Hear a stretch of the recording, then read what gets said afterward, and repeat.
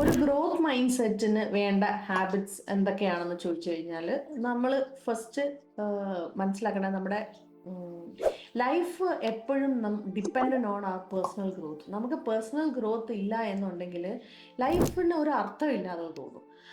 നമ്മുടെ growth usually അല്ലെ normally എവിടെ തീരുമെന്ന് പറഞ്ഞാൽ കോളേജ് അല്ലെങ്കിൽ നമ്മുടെ വിദ്യാഭ്യാസം കഴിയുന്ന ഉടനെ നമ്മുടെ ആ ഗ്രോത്ത് ഒക്കെ അങ്ങ് തീരും. പിന്നെ നമ്മുടെ വിചാരം നമ്മൾ വീട്ടിൽ വെറുതെ ഇരിക്കുക, അല്ലെങ്കിൽ നമ്മൾ പഠിച്ചത് തന്നെ ആ ഒരു ജോബിൽ ഞാൻ കയറി ഇനി ഇത്രയും മതി, ഇങ്ങനെയായിരിക്കും നമ്മൾ ചിന്തിക്കുന്നത്. പക്ഷെ നമ്മൾ നോക്കേണ്ടത് എന്താണെന്ന് വെച്ചാൽ നമ്മൾ കണ്ടിന്യൂസ്ലി പഠിച്ചുകൊണ്ടേ ഇരിക്കണം പല കാര്യങ്ങളും. അപ്പോൾ ഈ ഗ്രോത്ത് മൈൻഡ് സെറ്റിന് പല കാര്യം നമ്മുടെ പ്രൊഫഷന് വേണ്ടിയിട്ട് മാത്രമുള്ള ആ സബ്ജക്റ്റിനെ കുറിച്ച് മാത്രമല്ല നമ്മൾ പഠിക്കേണ്ടത്.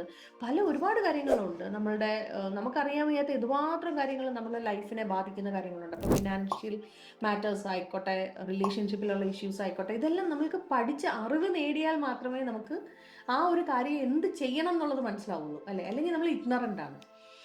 ഗ്രോത്ത് വരണം എന്നുണ്ടെങ്കിൽ നോളജ് വന്നേ പറ്റത്തുള്ളൂ. അപ്പോൾ മെയിനായിട്ട് നമുക്ക് പഠിക്കാനുള്ള ഒരു ക്യൂരിയോസിറ്റി, അറിയാനുള്ള ആ ഒരു ക്യൂരിയോസിറ്റി, എങ്ങനെ ആയിരിക്കണം ഞാൻ, എന്താണ് ഗ്രോത്ത്, പിന്നെ പിന്നെ പേഷ്യൻസ്, നമ്പർ 1 പേഷ്യൻസ്. പിന്നെ ഡിസിപ്ലിൻ ഇല്ലാതെ നമുക്കൊരു കാര്യവും നടക്കത്തില്ല.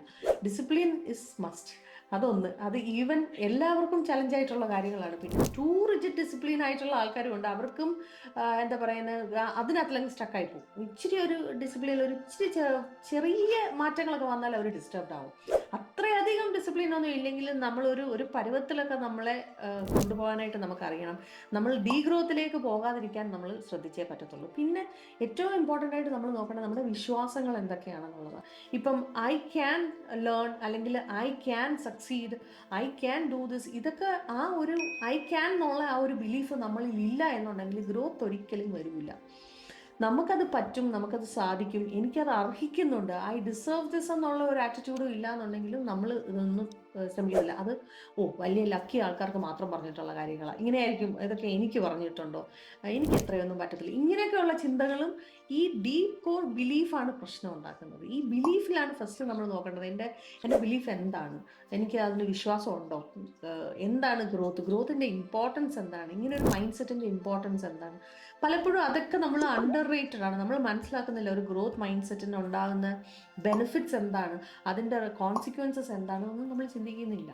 അപ്പോൾ എപ്പോഴും നല്ലത് ഈ എന്നും എന്തെങ്കിലും കാര്യത്തിൽ ഇന്നലെ ഉള്ളതിനെക്കാട്ടിലും ഇന്ന് നമ്മൾ ഒരു ചെറിയൊരു ഇമ്പ്രൂവ്മെൻറ്റ്, ഒരു 10% 1% ഇമ്പ്രൂവ്മെൻറ്റെങ്കിലും നമുക്ക് ഉണ്ടാവണം എന്നുള്ള ഒരു വാശിയോടുകൂടി ജീവിതത്തെ ഒന്ന് കണ്ടു നോക്ക്.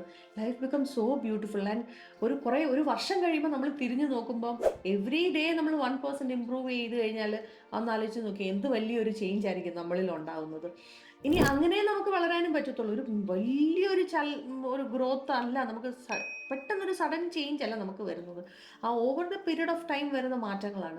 അതുപോലെ തന്നെ അത് തിരിഞ്ഞു നോക്കുമ്പോൾ അത് റെക്കഗ്നൈസ് ചെയ്യുക, അതിനെ സെലിബ്രേറ്റ് ചെയ്യുകയും ചെയ്യണം. നമ്മളതിനെ ഓക്കെ, ഞാൻ ഇത്രയൊക്കെ മാറി അല്ലേ, ഇത്രയൊക്കെ ചേഞ്ചസ് എനിക്ക് ഉണ്ടായി, ഇത്രയൊക്കെ ഗ്രോത്ത് എനിക്ക് ഉണ്ടായി, and I should appreciate myself.